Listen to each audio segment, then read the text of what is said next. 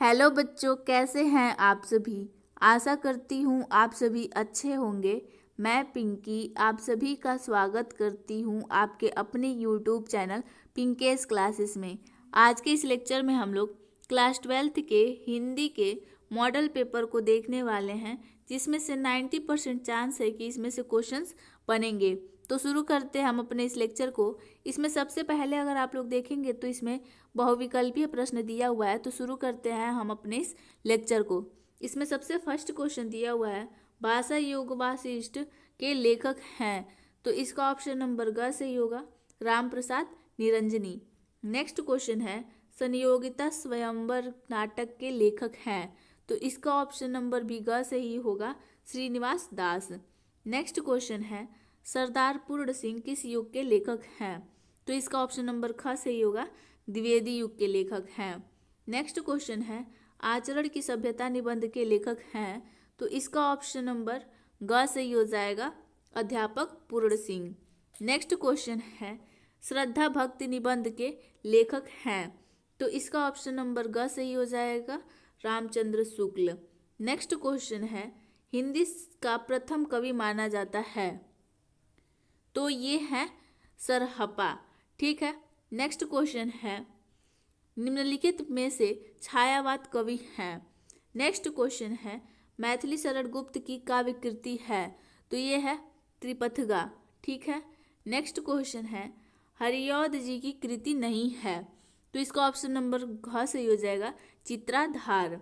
Next question है, पृथ्वीराज रासो का रचना काल है। तो इसका ऑप्शन नंबर क सही हो जाएगा, वीर गाथा काल। ठीक है। अब आते हैं हमारे नेक्स्ट क्वेश्चन पे, जो दिया हुआ है, दिए गए गद्यांश पर आधारित निम्नलिखित प्रश्नों के उत्तर दीजिए। यानी कि यहाँ पे एक पैसेज दिया हुआ है और इस पे आप लोग यहाँ पे कुछ क्वेश्चंस देख सकते हैं और इसके हमें आंसर करने होंगे। ये क्वेश्चन हमारे सिलेबस से ही है। ठीक है। अब आते हैं हमारे नेक्स्ट क्वेश्चन पे, जो कि दिया हुआ है, दिए गए पद्यांश पर आधारित निम्नलिखित प्रश्नों के उत्तर दीजिए। यानी कि 11th नंबर का क्वेश्चन हमारे गद्य से था और 12th नंबर का क्वेश्चन पद्य से है। ठीक है। अब आते हैं हमारे नेक्स्ट क्वेश्चन पे। नेक्स्ट क्वेश्चन है, निम्नलिखित में से किसी एक लेखक का साहित्यिक परिचय देते हुए उनकी प्रमुख रचनाओं का उल्लेख कीजिए। यानी कि यहाँ पे 3 लेखकों के नाम दिए हुए हैं और इनमें से हमें किसी एक का साहित्यिक परिचय देते हुए उनका रचना लिखना है। तो इनमें से मैंने आपको आचार्य हजारी प्रसाद द्विवेदी का लेक्चर प्रोवाइड की हूँ।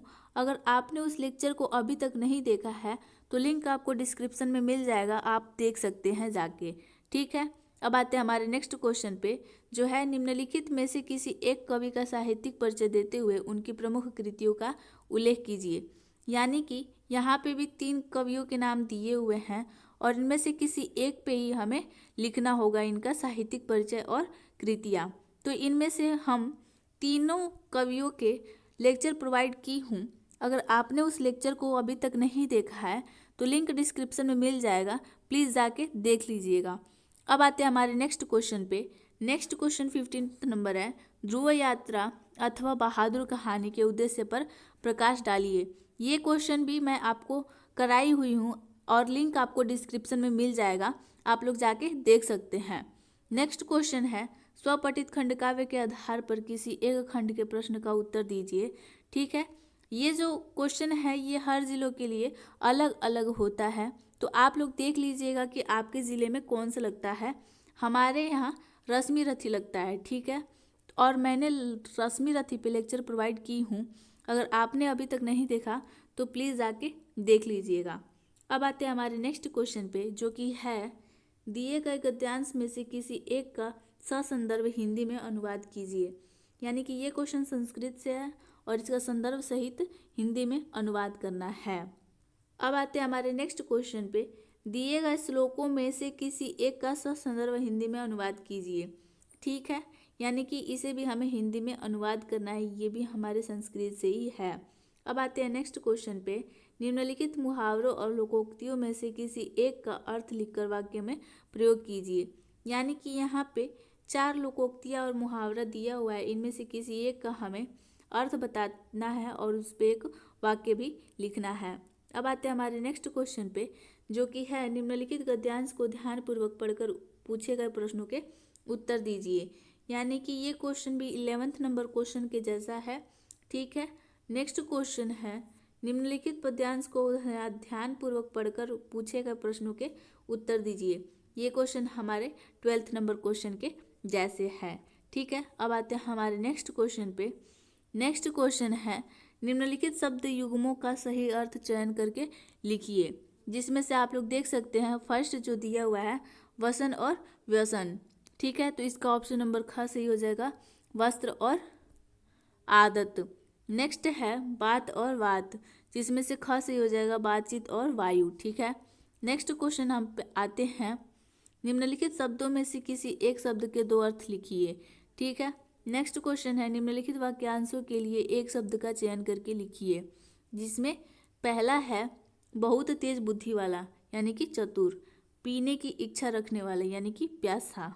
नेक्स्ट क्वेश्चन है निम्नलिखित में से किन्हीं दो वाक्यों को शुद्ध करके लिखिए, यानी कि यहाँ पे सेंटेंसेस गलत लिखे हुए हैं और इसे हमें करेक्ट करना होगा। नेक्स्ट क्वेश्चन है वीर रस अथवा हास्य रस के अस्थायी भाव के साथ उसका परिभाषा उदाहरण सहित लिखिए। नेक्स्ट क्वेश्चन है यमक अलंकार अथवा उत्प्रेक्षा अलंकार का लक्षण उदाहरण सहित लिखिए। नेक्स्ट क्वेश्चन है दोहा अथवा सुरोठा छंद का लक्षण एवं उदाहरण सहित लिखिए।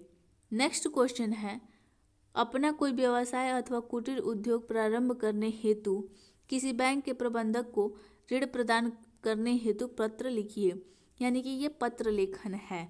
नेक्स्ट क्वेश्चन है निम्नलिखित विषयों में से किसी एक पर अपनी भाषा शैली में निबंध लिखिए, यानी कि यहाँ पे 3 पॉइंट दिया हुआ है और इनमें से किसी एक पर हमें निबंध लिखना होगा। तो ये था आज का हमारा मॉडल पेपर जो हिंदी का था। आज के लेक्चर में बस इतना ही। मिलते हैं हमारे नेक्स्ट लेक्चर में, तब तक पढ़ते रहिए, संघर्ष करते रहिए और सफल होते रहिए। आशा करती हूँ आपको मेरा वीडियो पसंद आया। वीडियो पसंद आया हो तो लाइक करें, शेयर करें और चैनल को सब्सक्राइब जरूर करें।